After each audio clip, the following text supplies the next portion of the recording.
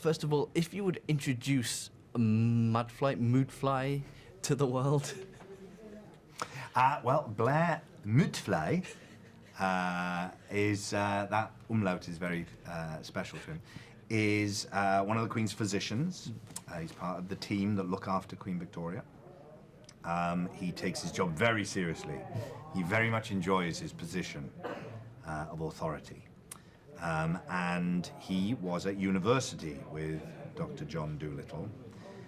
And he has a very low opinion of Dr. Dolittle. He's very much against everything that Dolittle stands for.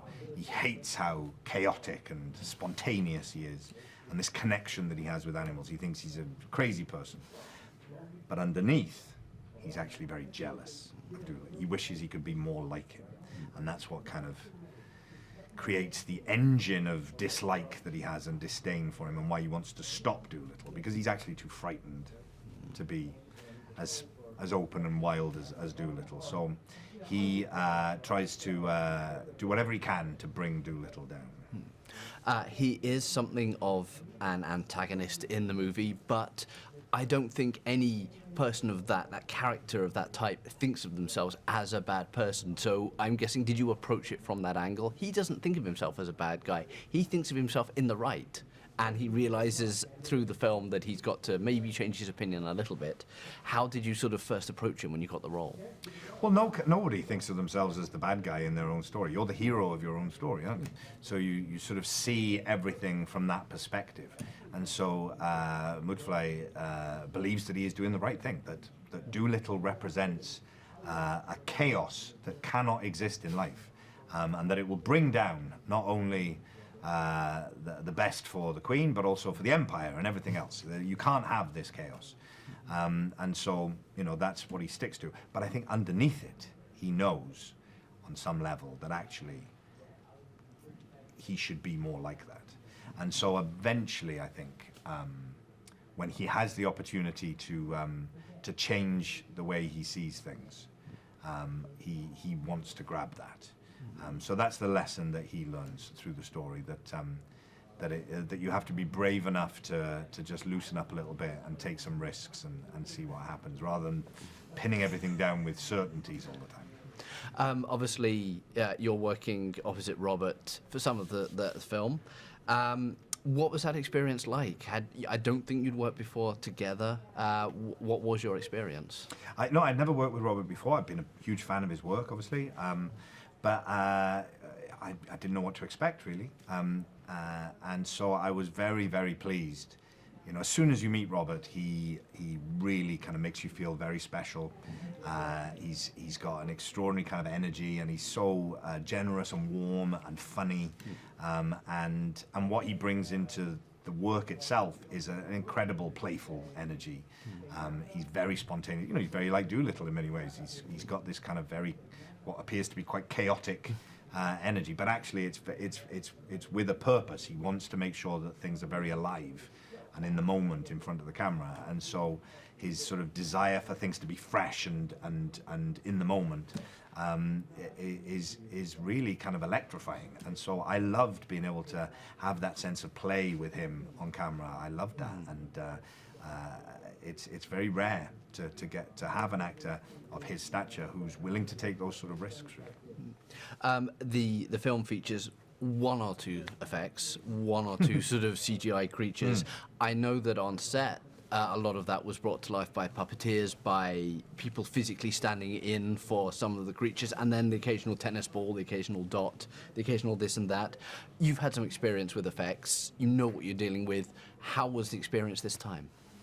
Well, on all the films and projects that I've done where there's a lot of CGI and that kind of thing, it always makes me laugh, because, you know, the bigger the budget, the actual experience tends to be man with a stick, tennis ball on the end, or a couple of pieces of gaffer tape on a curtain. It's such an odd juxtaposition of huge budget film, really cheap, in the moment, thing to react to. Yeah. And obviously with this film, with this story, it's so dependent on the animals, and of course they weren't there. So at first I thought that would be a big challenge. But actually, it reminded me of other things that I've done where what actually happens is that, of course, you have to engage your imagination more than you would normally. Instead of just reacting to things that are actually there in front of you, you have to imagine that they're there. And as is often the case, once your imagination is engaged, whether it's as an actor or as a viewer or reader or whatever it might be, things become even more colourful and vivid and rich, and you're constantly surprised by your own imagination oftentimes. And so the more I had to imagine the animals, the more they started to do things that that surprised me. And I was the one supposedly in control of it because I was imagining it. So it becomes very alive in a different way. It's much more like you are when you're a child, I suppose, playing. It's a much more pure form of make-believe and pretend. And I think there's a lot of that in this story, that it kind of reminds you of that magical world of being a child, where you do have a kind of magical connection with animals, whether it's through little cuddly toys, you know, or actual animals. I think there's a real kinship there that children can feel. And this film, I think, this story kind of can reawaken that in us a little bit. A key part of how you work as an actor and interact with everything else is the director, obviously. How was Stephen as a director? He's a man who has generally made dramas, thrillers, darker films than this sort of thing. But here he's turning his attention to a family film. How was it to work with him? Yeah, well, fascinating that someone who's had such a different experience of different kinds of stories and films would be so passionate about telling this story. And that, I think, was really an interesting perspective to bring to it. And also someone who became clear has a great respect for actors and acting and the performance. You know, with stories like this on this sort of scale, especially when there's a lot of technical stuff going on, sometimes the acting can sort of have to take second place a little bit. And Steve, from the very beginning, I always felt like he was really into what was going on between the actors and the performances. And I think between him and Robert, they made sure that what was going on between the actors and that way of telling the story was absolutely at the forefront. So I really appreciated that. What are you hoping people take away from the movie? It's a film with some messages. It's a film with great moments of emotion. It's a film with a big fart gag. It's all sorts of things to all sorts of people. What are you hoping people just take away from it? I hope that people, you know, go on the journey and the voyage with Dolittle into a world of wonders.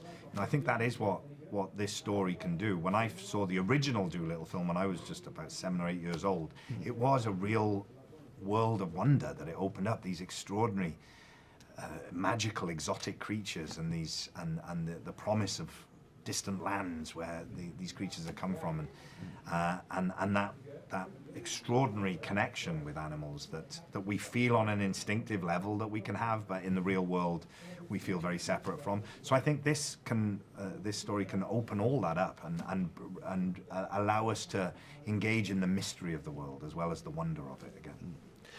One thing I've been asking everybody is, if you could talk to any animal, what would you ask them? It's a fascinating idea. If you could have discourse with an animal and get their thoughts on things, what would you say? What would you ask?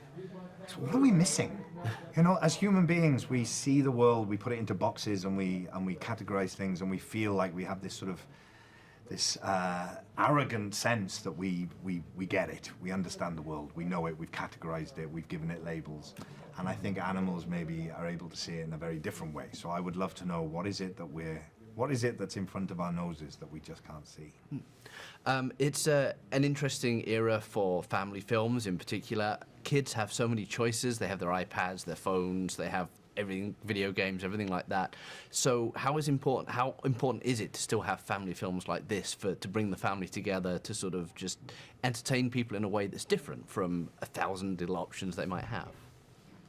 Well, I think anything that allows an entire family to share in an experience together is amazing. You know, I've got a little baby daughter now, as well as a 20-year-old daughter, and anything that you're able to do that you can feel connected through is wonderful. I love that, and especially being able to go on a journey together with a story. Storytelling has always been the thing that brings us together. You know, whether we're sitting around a campfire telling stories to each other. And these sorts of stories, I think, are able to, even though they're ostensibly children's stories, I think for adults to be able to engage in that, we have a desperate hunger and a thirst to have those same feelings that we had when we were children again, you know. And I think stories like this can really usher us into that world of wonder again.